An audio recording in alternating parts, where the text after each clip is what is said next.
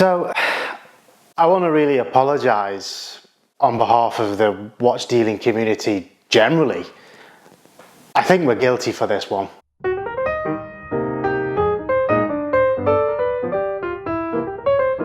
Hi guys, I'm Vinny and welcome back to the channel. Now, as you know, I'm a watch dealer, and what I want to address is this whole facade that surrounds rumour, and rumour that generates hype that leads to artificial inflation of prices. Watches and Wonders is coming up in March. This watch is due to be discontinued. This particular Rolex is due an update of movement. It's only got 48-hour power reserve. Surely they're going to put the 70-hour one in it. Are they going to chop that dial colour altogether? Are they going to replace it with a bigger case size? On and on and on and on. What do we mean then when we talk about discontinuation? Well, basically Rolex usually have a cycle of about 5 to 10 years, with the majority of their watches in their collection that either get updated or chopped altogether. When we talk about Rolex particularly, we know that there are a few models that benefited from a 10, 20, 30% increase in value between January to April, purely on the basis that there was a rumour out there that so many believed in that indicated this watch could be discontinued, which generally it leads to a spike in price once the event has actually happened. That's what's happened historically, but what's happened most recently is that people and dealers are preempting this possibility of an impending discontinuation and actually putting that out there before it happens, which in turn prematurely inflates the price of that particular watch, because everybody rushes and panics towards trying to buy it before the discontinuation happens, because they want to make money when it does actually happen. And that actually, it got ridiculous over the last year, where models like the green dial solid gold John Mayer Daytona, and we saw with the Explorer 2 as well, everybody said, oh, is this going to receive a ceramic bezel? It's the 50th anniversary for this particular watch. Surely this is going to be discontinued. Precedent shows with Rolex, when a 50th anniversary or a 60th anniversary of a particular model happens, they do bring out a new model that celebrates that particular milestone. So with the Explorer 2, it made perfect sense that they would bring a new model out that would celebrate it. When these rumours happened, obviously prices went up. Every single March that comes by, every single Watches and Wonders, which if you don't know is sort of an annual event where all of the major brands gather round and launch those new pieces in their collection. Every March it seemed like for the past 2 or 3 years that the green dial John Mayer Daytona, which was an anniversary dial, is now due to be discontinued. It should be discontinued. And so it's funny when you actually look at Chrono24 or other websites that track the movements and prices like Watch Analytics, you always kind of get the prices increasing slightly, and then just before March they increase quite rapidly, and then after March, when it isn't discontinued, they come back down again, and then the same thing happens over and over. I think I remember with the Daytona line, everybody was speculating a year ago that they were going to mix it up. There was going to be some new dial colours in there, and so would the Panda dial be discontinued, or the ceramic ones that we've had since 2016? These rumours started off with just one photograph that was obviously doctored, photoshopped by some tech whiz that's obviously got too much time in his hands, created these new dial colours, and it looked very convincing, that made you believe, and made Instagram generally believe, that this was going to happen. And so that was it. The forums, everything else started to pick up on this, and it gathered weight.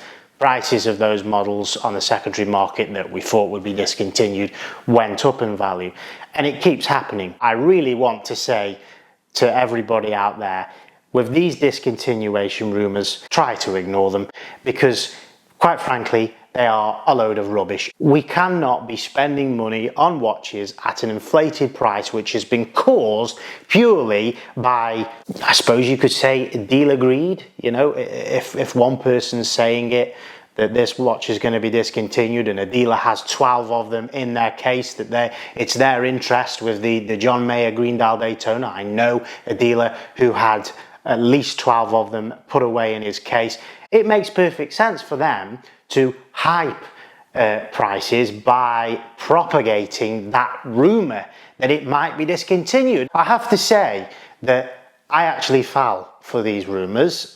Even as a dealer, I've got my finger on the pulse of the market day in, day out. It's my job. I fell for them back in March of this year. Now, there was a lot of information that was swirling around that the Rolex Air King was going to be changed.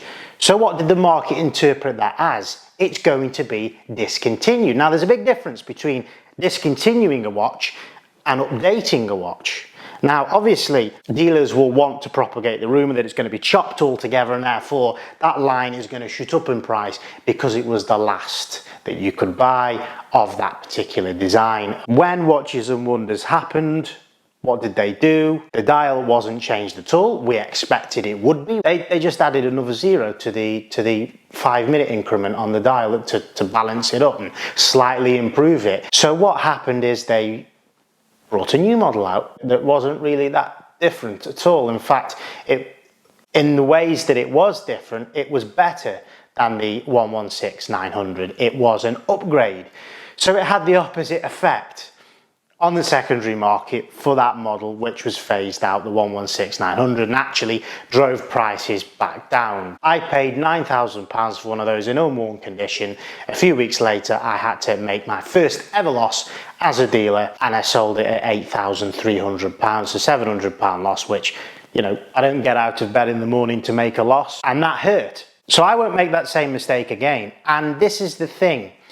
I also believe, now that the market correction has happened, that you guys will be a little bit more savvy and cautious and prudent about these rumours in future. At the end of the day, it's gambling. We don't know.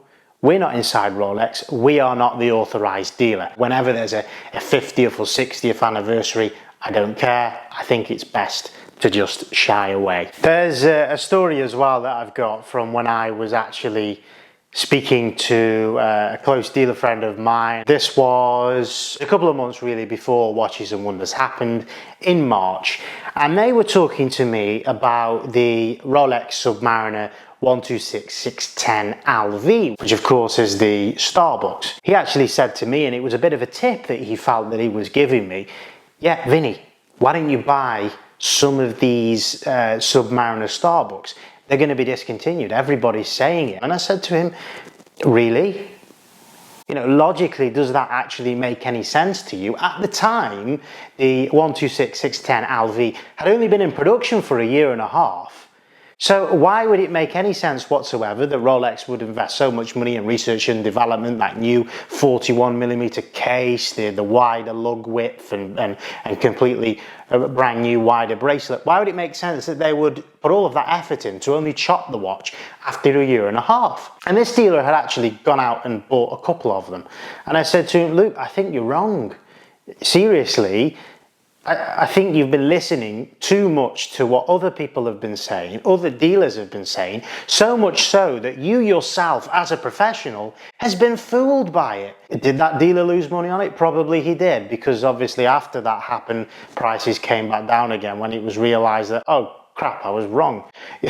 You know, yes, you were wrong, and it made no sense anyway. You just wanted to believe, and it's human nature, I suppose, when you can say things enough times to yourself that even if you have doubts or reservations, you believe it. Prices just kept going up and up and up and up. I think that kind of optimism that actually led to more rumour isn't the case anymore. I don't think we're in a scenario where dealers are, certainly the ones I've spoken to since this all happened and done business with, I've not heard one single discontinuation rumour, not a single one. Anyway, I've been watching Investor Vinny. Thanks very much for joining me back on the channel. As ever, please go and check out Beat the Waitlist Watches, and I will see you next week in the next one. Take care.